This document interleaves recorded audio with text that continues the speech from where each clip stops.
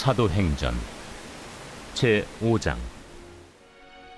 사도들의 손을 통하여 민간의 표적과 기사가 많이 일어나매 믿는 사람이 다 마음을 같이하여 솔로몬 행각에 모이고 그 나머지는 감히 그들과 상종하는 사람이 없으나 백성이 칭송하더라.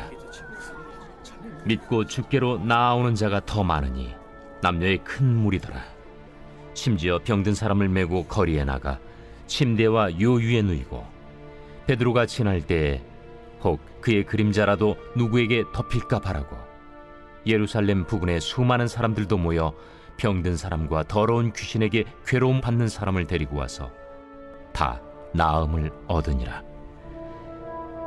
대제사장과 그와 함께 있는 사람, 즉 사두개인의 당파가 다 마음에 시기가 가득하여 일어나서 사도들을 잡아다가 옥에 가두었더니 주의 사자가 밤에 옥문을 열고 끌어내어 이르되, 가서 성전에 서서 이 생명의 말씀을 다 백성에게 말하라.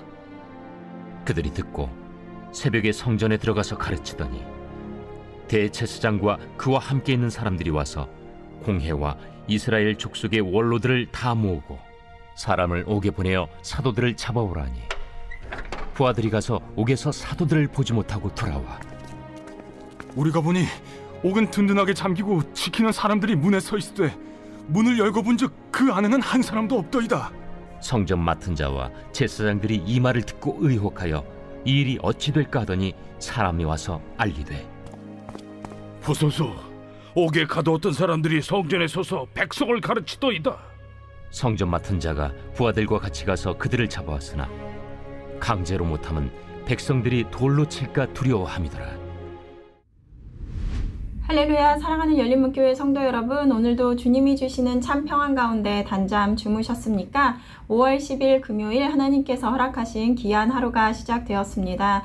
오늘도 하나님께서 주시는 사도행전 말씀을 통하여 말씀의 선명한 기준이 세워주고, 그리고 또 그 세운 기준으로 오늘 하루를 또 살아내시는 저와 여러분들이 되셨으면 좋겠습니다. 오늘 매일 성경의 제목을 저는 하나님을 향한 역심이라고 제목을 붙여보았습니다.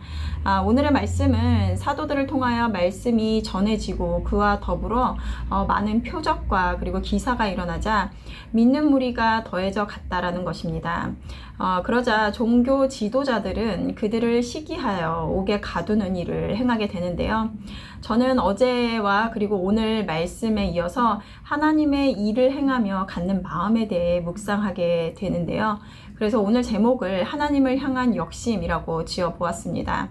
오늘 17절에서 18절 말씀을 보면 대제사장과 그와 함께 있는 사람, 즉 사두개인의 당파가 다 마음에 시기가 가득하여 일어나서 사도들을 잡아다가 옥에 가두었더니, 이 당시 종교 지도자였던 대제사장과 그리고 사두개인들은 성령이 충만한 사도들이 표적과 기사를 나타내고 그리고 그들을 따르는 무리가 많아짐에 따라 그들 마음 가운데 시기하는 마음이 가득하였다라는 것입니다. 그리고 이 시기하는 마음은 그들을 잡아다가 옥에 가두게 되었는데요. 이 종교 지도자들은 누구보다 하나님을 잘 안다라고 생각했던 자들이고 백성들을 하나님께로 인도하는 자들이었기에 그들만큼 하나님과 가까운 자가 없다라고 자신하였을 것입니다.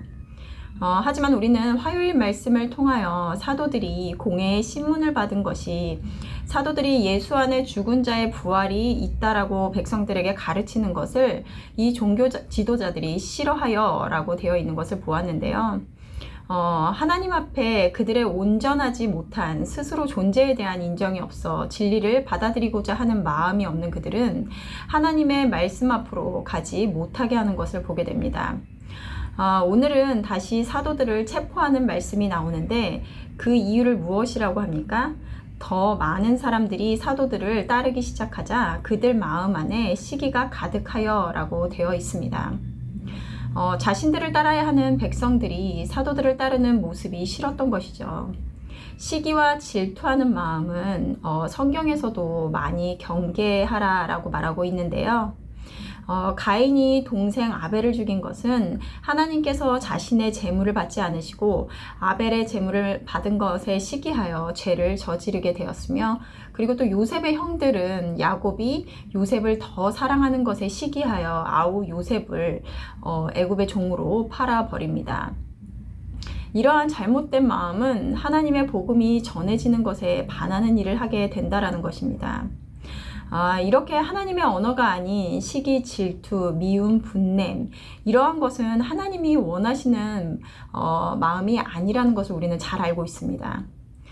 그러기에 내 마음 가운데 이러한 마음들이 들어오면 그것을 당연한 감정, 그리고 정당화하지 말고 이 감정으로 인해 하나님의 일을 거스를 수 있다라는 것을 인식해야 된다라는 것입니다. 하나님은 그러한 마음을 허락하지 않으십니다. 그것은 그저 우리들의 악한 본성으로부터 나오는 것이라는 것입니다. 오늘 매일 성경에서 해설자가 이렇게 얘기를 하였는데요. 그들의 시기와 열정은 하나님을 위하는 마음에서 비롯된 것이 아니라 자기 말이 무시되고 권력이 약해질까봐 안절부절 못하는 이기심의 발로였습니다. 자아로 가득한 사람의 열심은 하나님을 향한 역심일 뿐입니다. 어제 말씀을 통하여 하나님은 우리의 마음의 중심을 보시는 하나님이시며, 거짓된 마음은 교회를 세우는 데 있어서 가장 치명적이고 경계해야 하는 죄임을 말씀을 통해서 분명히 얘기해 주고 있습니다. 우리의 모든 말과 행동은 우리의 마음으로부터 나오게 됩니다. 그러기에 우리의 마음을 잘 이해하고 왜 이러한 마음이 드는지 살피는 것이 중요한데요. 때로는 여러 마음의 상태가 스스로 정당하다고 생각하고 당연하다고 생각할 때가 있습니다. 과연 그 마음은 하나님으로부터 오는 것인지 아니면 내 자아로부터 온 잘못된 열심으로 기인한 것인가를 생각해 보아야 한다는 것입니다. 왜냐하면 온전하지 못한 마음으로 행하는 것은 교회를 세우는 것이 아니라 교회를 허무는 것이 될 것이기 때문입니다. 오늘 또 26절 말씀을 보면, 성전 맡은 자가 부하들과 같이 가서 그들을 잡아왔으나 강제로 못함은 백성들이 돌로 칠까 두려워함이더라. 사도들이 밤사이에 옥에서 풀려나 새벽에 성전에서 다시 가르치고 있다라는 소식을 들은 대제사장과 그 무리들은 이것이 어떻게 된 일인지 의아해하면서 다시 잡아왔으나, 그들이 사도들에게 강제로 하지 못한 것은 백성들이 돌로 칠까 두려워하였기 때문이다 라는 것입니다. 그들이 사도들을 체포하며 두려워했던 것은 과연 이것이 하나님의 뜻이 아니면 어떻게 하나라는 두려움이 아닌 사도들을 따르는 백성들로부터 비난을 받을까 두려워하더라는 것입니다. 사도들과 너무나 반대되는 모습을 보고 있는데요. 사도들은 자신이 옥에 갇히고 종교 지도자들로부터 미움을 받는 것을 알면서도 하나님께서 생명의 말씀을 백성들에게 말하라 라는 말씀을 듣고 그 말씀에 순종하며 사람을 두려워하는 것이 아니라 하나님의 말씀이 그들에게 전해져야 하기에 그 말씀대로 그것이 행동의 기준이 되었던 것입니다. 시기하는 마음이 가득했던 종교 지도자들, 그들의 마음속에는 하나님을 두려워하고 그리고 또 경외하는 마음이 있었던 것이 아니라 백성들의 눈치를 살피는 사람의 평가와 판단이 그들의 중요한 고려의 대상이었던 것입니다. 수요일 말씀이었었던가요? 베드로에게 예수님을 전하지 말라라고 권하는 종교 지도자들에게 하나님 앞에서 너희의 말을 듣는 것이 하나님의 말씀을 듣는 것보다 옳은가 판단하라 라고 그들에게 말하였는데요. 하나님의 말씀을 어떤 것보다 우선하는 자들에게는 성령의 역사하심으로 우리들의 생각과 마음을 지켜주시며 하나님의 일들을 그들을 통해서 이루어 나가실 것입니다. 오늘의 말씀을 통하여 각자에게 주시는 하나님의 음성에 귀 기울이시고 또 그 말씀에 순종하는 오늘 하루가 되었으면 좋겠습니다. 함께 기도하시겠습니다. 사랑하는 하나님, 오늘 말씀을 통하여 누구보다 하나님을 알고 말씀대로 행한다고 자신하였던 종교 지도자들이 진리의 말씀이 들려지지 않으면 그들의 마음 가운데 하나님보다 백성을 더 두려워하는 마음, 하나님이 원하지 않는 시기의 마음이 가득함이었음을 보게 됩니다.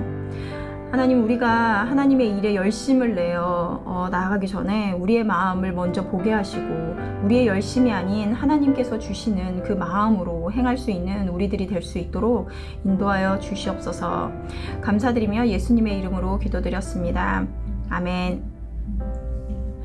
내일은 토요 새벽 예배가 있는 날입니다. 말씀과 기도의 자리로 나와 하루를 시작하는 저와 여러분들이 되셨으면 좋겠습니다. 아침을 깨우는 말씀은 월요일 아침에 다시 찾아뵙도록 하겠습니다.